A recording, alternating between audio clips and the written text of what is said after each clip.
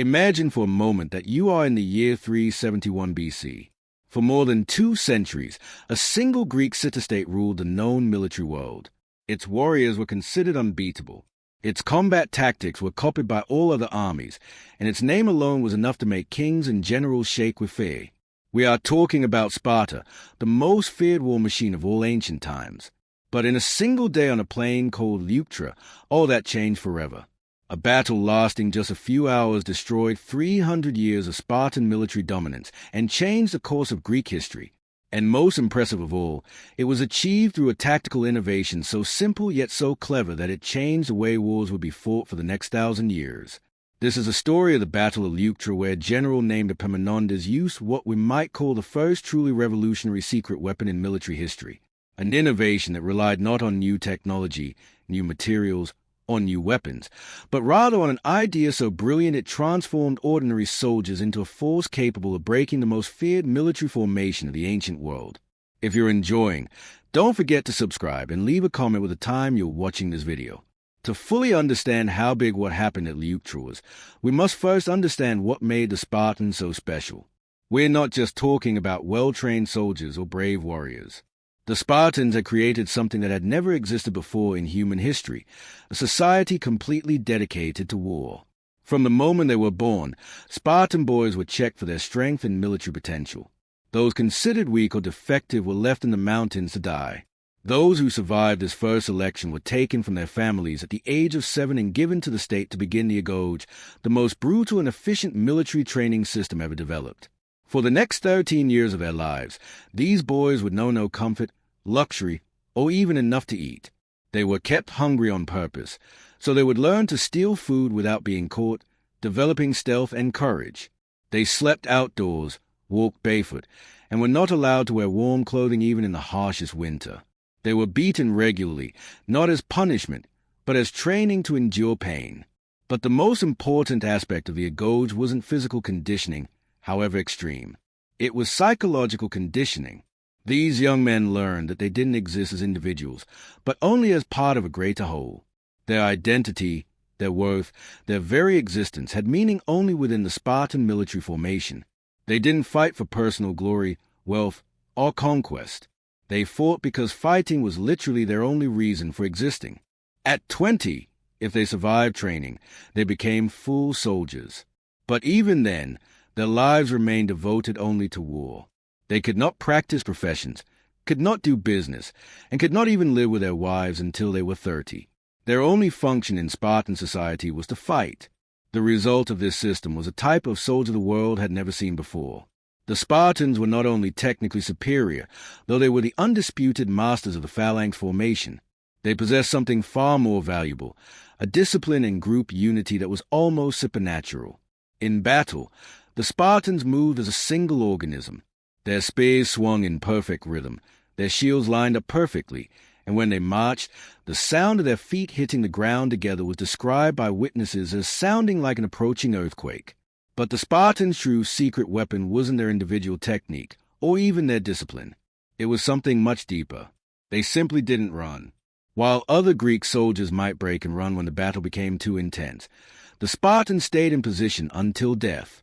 They had been trained from childhood to believe that death was better than dishonor, and that leaving formation was the greatest dishonor possible. This mentality created an interesting psychological effect. The Spartans' enemies began battles already half defeated.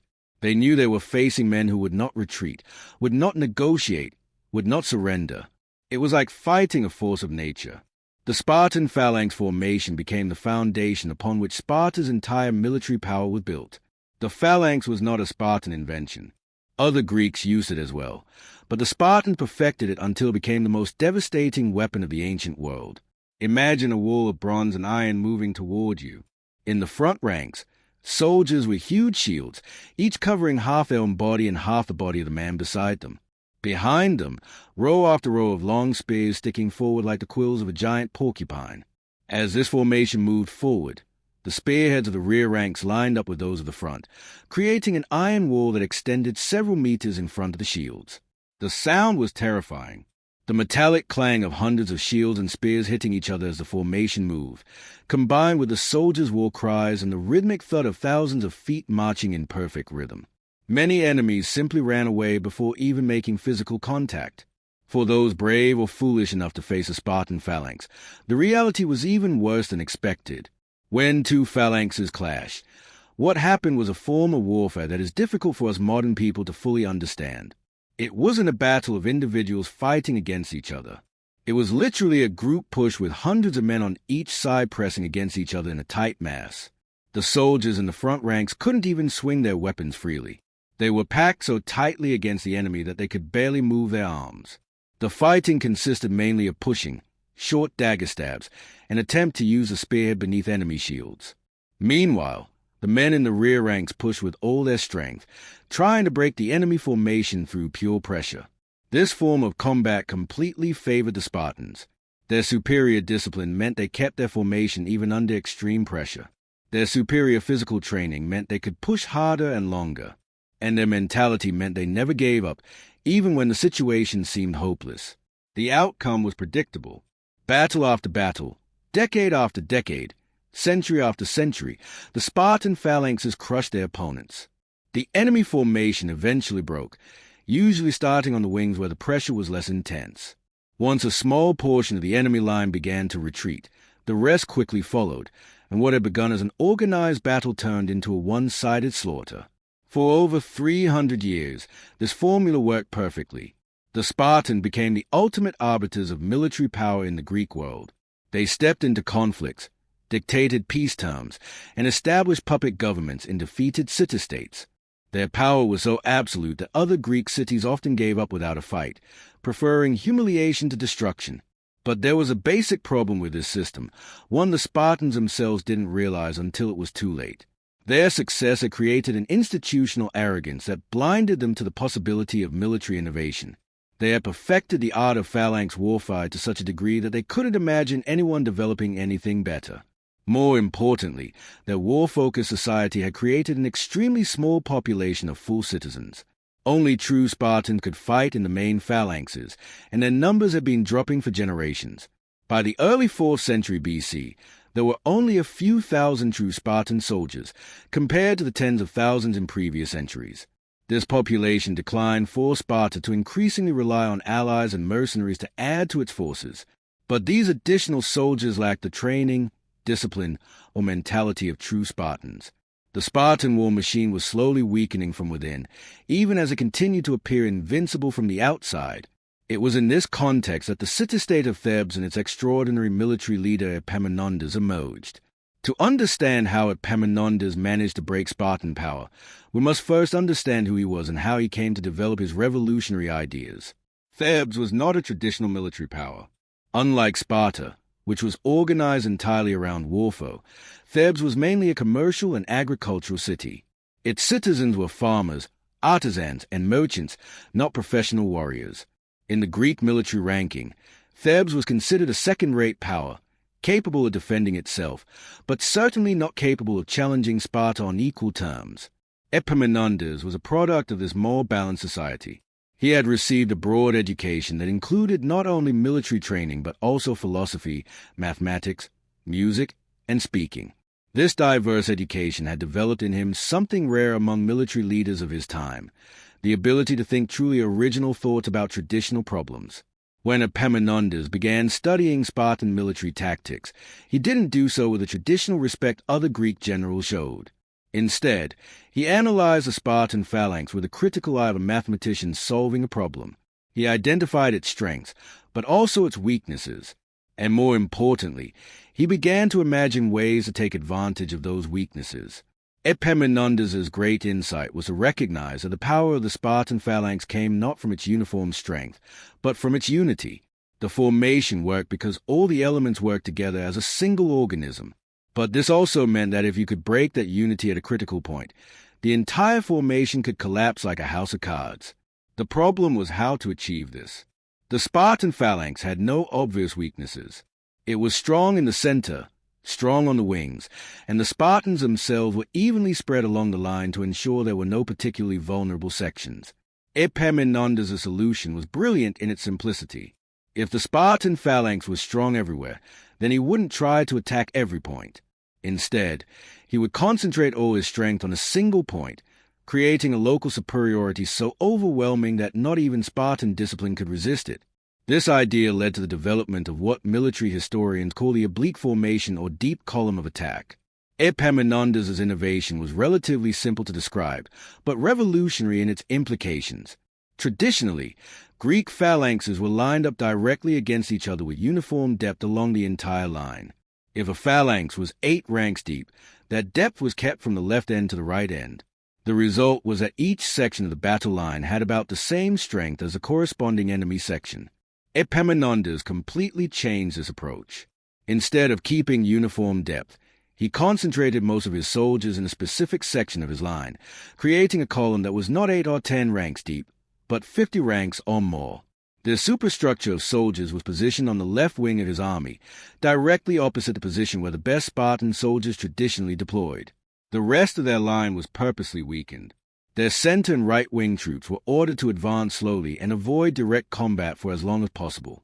The entire strategy depended on the massive left column breaking through the Spartan lines before the rest of the Theban army was defeated. To make this strategy even more effective, Epaminondas developed additional tactical innovations. He created an elite unit called the Sacred Band composed of 300 soldiers specifically chosen for their courage and skill.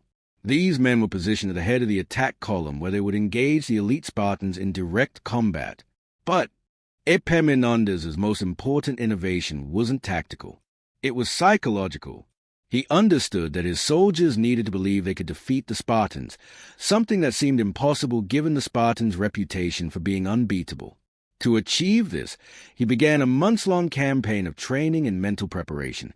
Epaminondas explained to his soldiers exactly how the strategy would work. He made them practice a formation repeatedly until they could perform it perfectly, even under pressure. Most importantly, he convinced them that the Spartans were not superhumans, but simply well-trained soldiers who could be defeated if faced correctly. This psychological preparation was crucial. The most brilliant tactic in the world wouldn't work if the soldiers didn't have the confidence to carry it out when they faced the feared Spartan warriors on the battlefield. The chance to test these theories came in the summer of 371 BC. Tensions between Sparta and Thebes had steadily increased, finally reaching the point where war became unavoidable. The Spartan king Cleombrotus marched into the Theban territory with an army that included not only Spartan soldiers but also allies from several other Greek city-states. For the Spartans, this was another routine campaign. They had faced Thebes before and always won easily. There was no reason to expect this time to be any different. The Spartan plan was simple: march into the Theban territory, meet the Theban army, and destroy it in a decisive battle using the traditional tactics that had worked for 300 years. Epaminondas, for his part, knew this was his only chance. If his new strategy failed, Thebes would be destroyed, and he himself would likely be killed. But if it worked, he would have the opportunity to break Spartan power once and for all. The two armies met on a plain called Leuctra in the territory of Boeotia. The battle site was ideal for the type of phalanx combat both sides expected. It was a flat, open area with no natural obstacles that could interfere with traditional military formations. When the Spartans saw the Theban army approaching, they formed their traditional formation. The elite Spartan soldiers were placed on the right wing, a position of honor in the Greek military system. The center of the line was occupied by allied troops, while other allies were positioned on the left wing. It was a formation they had used hundreds of times before against dozens of different enemies, and it had always resulted in victory. But when the Thebans lined up for battle, something was clearly wrong. Instead of the uniform formation the Spartans had expected, the Theban army appeared unbalanced.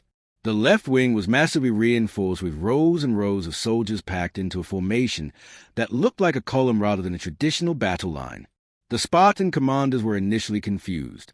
This wasn't a tactic they recognized or knew how to counter. Some suggested the Thebans had simply made a positioning error. Others thought it might be an attempt at intimidation, a show of concentrated force intended more for impression than tactical effectiveness. What the Spartans didn't realize was that they were about to face something completely new in the history of warfare. Epaminondas had created the first truly systematic application of the principle of concentration of force, the idea that it was better to be very strong in one area and weak in others than to be moderately strong everywhere. When the battle began, things unfolded exactly as Epaminondas had planned. The center and right wing of his army advanced slowly, avoiding direct combat and giving his left supercolumn time to do its work. Meanwhile, the sacred band at the head of the band column ran headlong into the best Spartan soldiers. For the first time in decades, the Spartans met enemy soldiers who not only lived up to their reputation, but fought with a fierceness that matched their own. But the real innovation wasn't in the individual combat. It was in the pure physics of the situation. While the elite Spartans faced the elite Thebans in roughly equal combat, behind the leading Thebans was row after row of additional soldiers, all pushing in the same direction, all putting pressure on the same specific section of the Spartan line. The Spartans had never faced such concentrated pressure. Their traditional formation had been designed to withstand uniform attacks along the entire line. There was no example for dealing with such a massive force applied to a single point. At first, the Spartans held firm. Their legendary discipline kept the formation together even under extreme pressure. But the physics of the situation were relentless. 50 ranks of the band's soldiers pushing against 8 or 10 ranks of Spartans created a pressure that simply could not be resisted forever. Slowly, meter by meter, the Spartan line began to retreat. This was a crucial psychological moment because the Spartans never retreated. Their entire identity was based on the idea that they would stay in their position until death. As they began to be physically pushed back, something basic broke in their group confidence. The decisive moment came when the Spartan king himself, Cleombrotus, was killed in the battle. Spartan kings traditionally fought in the front ranks, leading by example, and Cleombrotus had positioned himself exactly where the band pressure was most intense. His death not only removed the leader of the Spartan army, but also created a literal hole in the Spartan formation. With the king dead and the pressure continuing relentlessly, the section of the Spartan line under direct attack finally broke. Once a small portion of the formation began to collapse, the effect spread quickly. The Spartan soldiers, trained their entire lives to maintain their formation, suddenly found themselves with no formation to maintain. What followed was something no Greek had seen in generations: Spartan soldiers running from a battlefield. The retreat quickly turned into a rout, and the rout turned into panic. Within minutes, the army that had ruled the Greek world for 3 centuries was completely falling apart. The final numbers of the battle tell the story themselves. On the Spartan side, over 1,000 soldiers were killed, including not only King Cleombrotus, but also 400 full Spartan citizens. For a society that had only a few thousand such citizens in total, these losses were catastrophic. But the real impact of the Battle of Leuctra went far beyond number losses.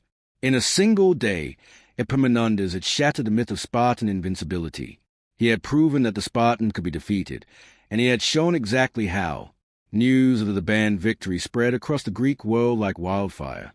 City-states that had been obedient to Sparta for decades suddenly began to question their loyalty. Spartan allies began to switch sides. Enemies who had been too scared to openly challenge Sparta suddenly found the courage to rebel. Most importantly, from a military perspective, Epaminondas' tactics were quickly copied and adapted by other generals. The idea of concentration of force, of being very strong at one point rather than moderately strong everywhere, became a basic principle of military strategy. This tactical innovation had results that extended far beyond the ancient world. Epaminondas' oblique formation directly influenced the development of the tactics that Alexander the Great would use to conquer the Persian Empire just a few decades later. Alexander's innovations in turn influenced Roman military strategists who passed these lessons on to medieval commanders. The principle of concentration of force remains one of the most important concepts in modern military strategy. From Napoleon to the commanders of World War II, military leaders have used variations of the same basic idea pioneered by Epaminondas at Leuctra, concentrating superior force at the decisive point to break enemy defenses. But to fully understand the importance of the Battle of Leuctra, we need to examine not only what happened during the battle, but also its long-term results for the Greek world. Immediately after Leuctra, Epaminondas pressed his advantage. Rather than simply accept victory and negotiate a favorable treaty, he decided to completely break Spartan power. Over the next few years, he launched a series of military campaigns that went deep into Spartan territory. The most devastating of these attacks was the liberation of Messenia. For over 300 years, the Spartans had kept the Messenians as serfs, an enslaved population that provided the agricultural labor necessary to support Spartan military society. The entire Spartan economy depended on this forced labor force. When Epaminondas freed Messenia and helped establish an independent city-state there, he effectively cut off the economic basis of Spartan power. Without Messenian labor, Spartan citizens were forced to start working to support their families, which meant less time available for military training. This change created a vicious cycle for the Spartans. With less time for military training, they became less effective soldiers. With less effective soldiers, they lost more battles, which further reduced their territory and resources. With fewer resources, they could support even fewer professional soldiers, which further weakened them. Within a generation of Leuctra, Sparta had become a third-tier military power. The city-state that had ruled Greece for 3 centuries could no longer even effectively defend its own territory. The collapse of Spartan power created a power vacuum in the Greek world that would eventually be filled by Macedonia under Philip II and then Alexander the Great. But in the years immediately following Leuctra, it was Thebes that became the ruling power in central Greece. Epaminondas used this period of the band dominance to continue innovating tactically. He developed new formations, experimented with different combinations of heavy and light infantry, and began integrating cavalry more effectively with his infantry forces. These continued innovations kept Thebes at the forefront of Greek military development for nearly a decade. Other city-states sent observers to study the band techniques, and generals throughout the Mediterranean world began putting elements of Epaminondas' strategy into their own tactics. But perhaps Epaminondas' most important contribution to military history was not any specific tactic, but rather his approach to the problem of military innovation. He showed that even the most established military traditions could be overcome through original thinking and careful preparation. This lesson echoed far beyond the battlefields of ancient Greece. The idea that military superiority was not permanent, that new tactics could overcome ancient traditions, became a basic principle of strategic thought. Later military history is filled with examples of innovators who followed Epaminondas' example. Alexander the Great used innovative tactics to defeat much larger Persian armies. The Romans developed new formations that outperformed Greek phalanxes. Medieval commanders found ways to use longbows to defeat heavy cavalry. Each of these innovations followed the same basic pattern established at Leuctra, identifying the weaknesses of a seemingly perfect system and developing new tactics to take advantage of them. But the Battle of Leuctra also teaches us important lessons about the limitations of military innovation. While Epaminondas' tactics were revolutionary, their success depended as much on the specific circumstances as on his own genius. The oblique formation worked against the Spartans in part because they were psychologically unprepared to face something completely new. Generations of victories had created a mental rigidity that prevented them from adapting their tactics quickly enough to face the Theban innovation. Furthermore, the Spartan population decline meant they lacked enough reserves to absorb the heavy losses resulting from the new Theban tactics. A larger, more flexible army might have been able to adapt to the oblique formation by developing countermeasures. These limitations became clear in the following decades as other generals began developing tactics specifically designed to counter the oblique formation. As Epaminondas' innovation became better known and understood, it gradually lost its effectiveness. This pattern of revolutionary innovation, followed by gradual adaptation and eventual obsolescence, will become a constant theme in military history. Every new secret weapon or revolutionary tactic eventually meets countermeasures, forcing a continuous arms race between innovation and adaptation. Thebes itself eventually learned this truth the hard way. After Epaminondas' death in battle in 362 BC, the city-state lost its innovative edge. Without his military genius, the Thebans were unable to develop new tactics to meet the emerging challenges of the changing Greek world. When Philip II of Macedon began his southward expansion, he brought with him military innovations, learned in part by studying Epaminondas' techniques, but which went far beyond them. Philip's Macedonian phalanx was more flexible, better integrated with cavalry, and supported by more advanced siege engines. In 338 BC at the Battle of Chaeronea, the Thebans found themselves in the same position the Spartans had been in at Leuctra, facing innovative tactics for which they were unprepared. The historical irony was complete when the army that had defeated the Spartans through innovation was itself defeated by even more advanced innovations. But even with the decline of Thebes, the legacy of Epaminondas and the Battle of Leuctra continued to influence military development. Alexander the Great, who fought at Chaeronea as a young prince, had carefully studied Epaminondas' tactics and put many of his principles into his own strategies.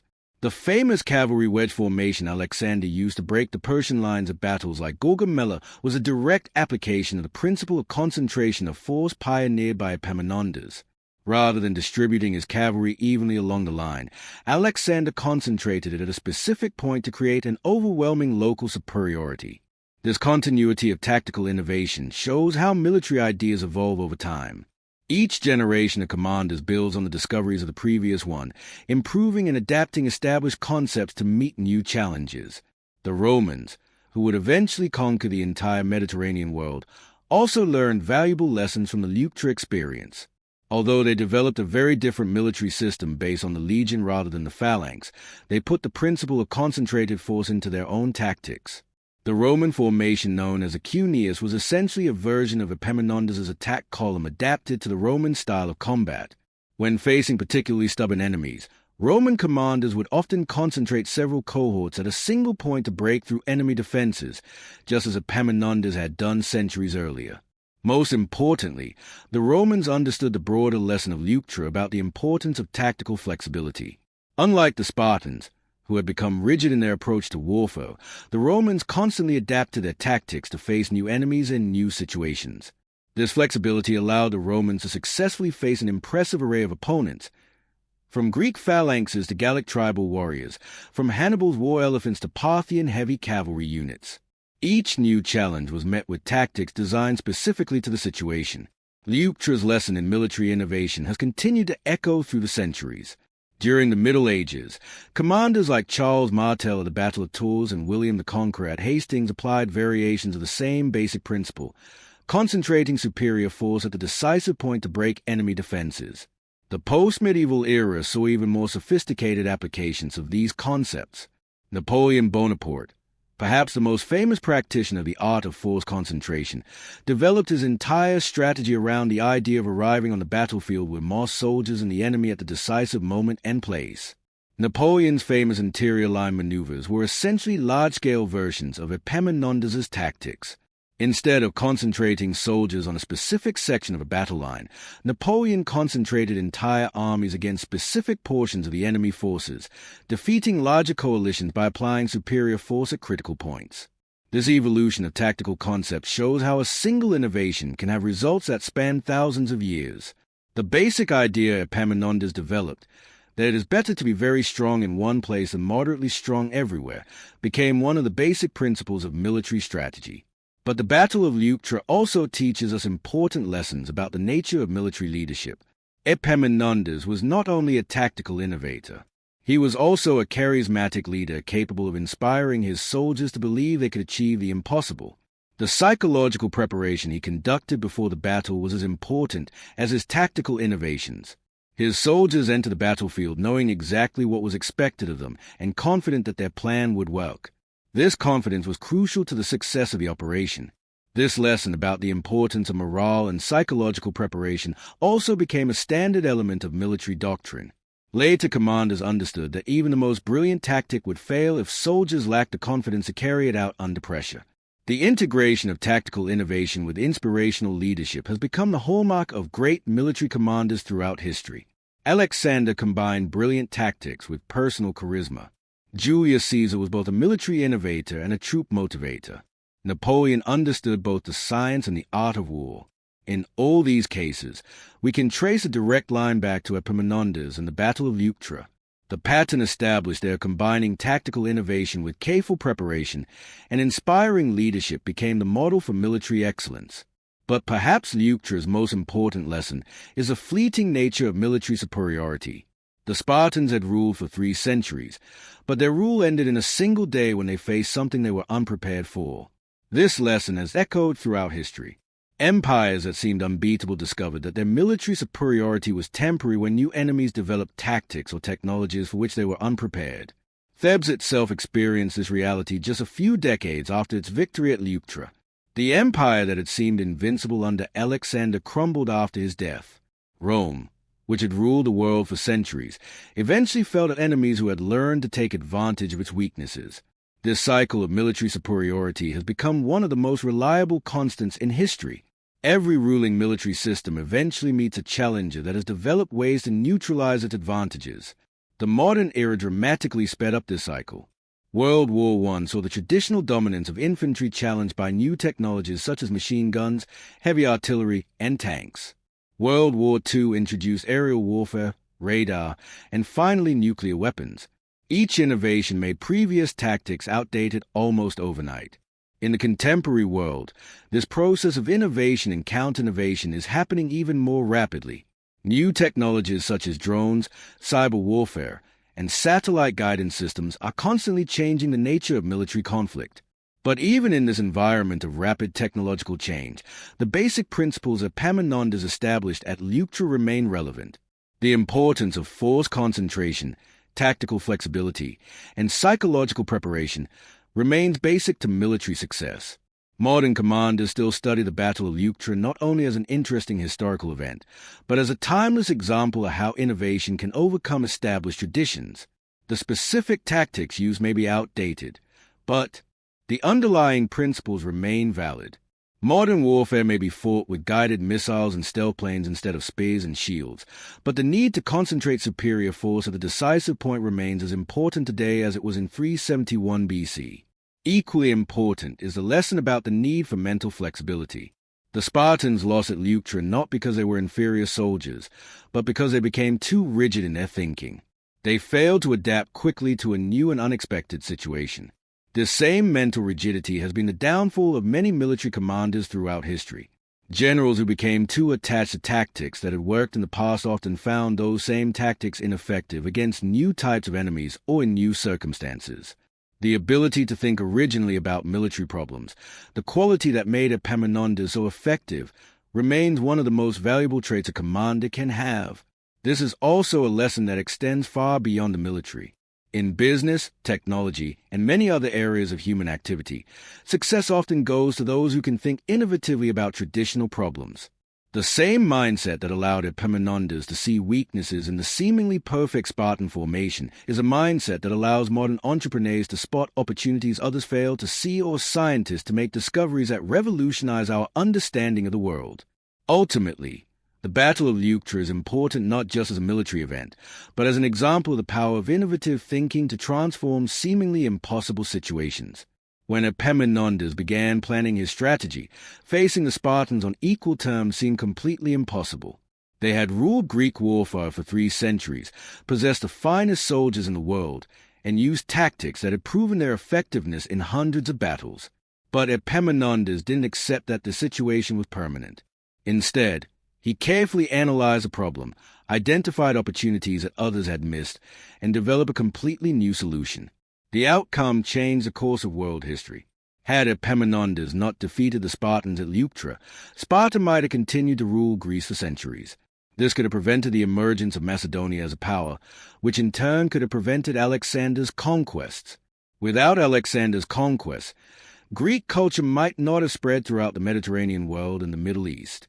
Without this cultural influence, the later development of Roman civilization, and through it, Western civilization, might have been completely different. This chain of results shows how a single tactical innovation developed by one man in a small Greek city-state can have effect that extend across thousands of years and affect the development of entire civilizations. The broader lesson is that no situation, no matter how settled or permanent it seems, is beyond the possibility of change through innovative thinking and determined action. The Spartans seemed unbeatable until someone figured out how to defeat them. Many other seemingly permanent institutions, empires, political systems, ruling technologies also discovered their permanence was an illusion when faced with determined innovators. This is perhaps the most important lesson we can learn from the Battle of Leuctra, that the status quo, no matter how powerful, can always be challenged by those with enough vision, preparation, and courage to try something new. Epaminondas and his band soldiers proved that even the most established systems have weaknesses, and that these weaknesses can be taken advantage of by those smart and brave enough to think differently. This is a lesson that remains relevant today, whether on the battlefield, in the boardroom, or in any other area where people compete to achieve goals. Innovation remains the most powerful weapon against established orthodoxy. The Battle of Leuctra reminds us that no advantage is permanent, no rule is eternal, and that there is always room for those willing to challenge conventional thinking with new and better ideas. Ultimately, this battle, fought over 2,000 years ago on a forgotten plain of ancient Greece, continues to teach us valuable lessons about innovation, leadership, and the transformative power of original thinking.